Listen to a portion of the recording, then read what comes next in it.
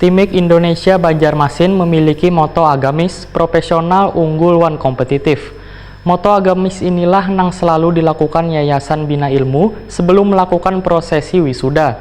Pada gelaran wisuda di Gedung Sultan Suryansah di Jalan Hasan Basri, Banjarmasin Utara, Ketua Yayasan Pendidikan Bina Ilmu meminta puluhan wisudawan wan undangan lainnya untuk bersolawat. STIMIK Indonesia Banjarmasin memiliki moto agamis, profesional, unggul, wan kompetitif. Moto agamis inilah yang selalu dilakukan Yayasan Bina Ilmu sebelum melakukan prosesi wisuda. Pada gelaran wisuda di Gedung Sultan Suryansah di Jalan Hasan Basri, Banjarmasin Utara, jelang tengah hari Rabu 14 November 2018, Ketua Yayasan Pendidikan Bina Ilmu, Dr. Muhammad Zairullah Azhar, MSc, meminta puluhan wisudawan wan undangan lainnya untuk bersolawat.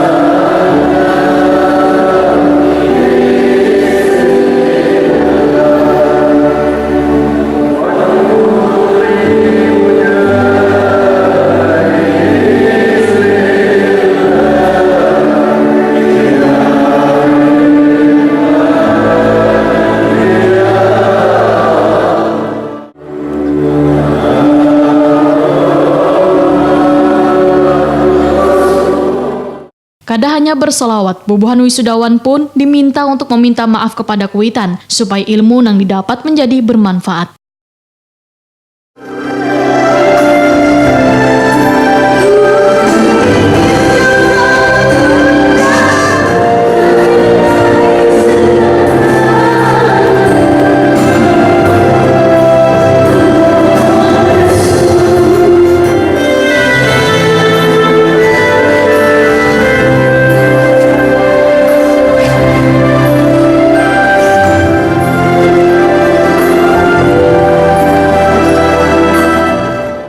Ketua Yayasan Pendidikan Bina Ilmu Dr. Muhammad Zairullah Azhar, MSc, Wahitakoni Prima TV memadahakan, bubuhan lulusan STIMIK Indonesia Banjarmasin wajib paling kada memiliki nilai-nilai dasar, meliputi beriman wan bertakwa kepada Tuhan Yang Maha Esa, berakhlak mulia wan berbudi luhur, sehat berilmu wan cakep, jujur, kritis, kreatif, inovatif wan demokratis wan berjiwa wirausaha, toleran peka sosial wan lingkungan, demokratis wan bertanggung jawab.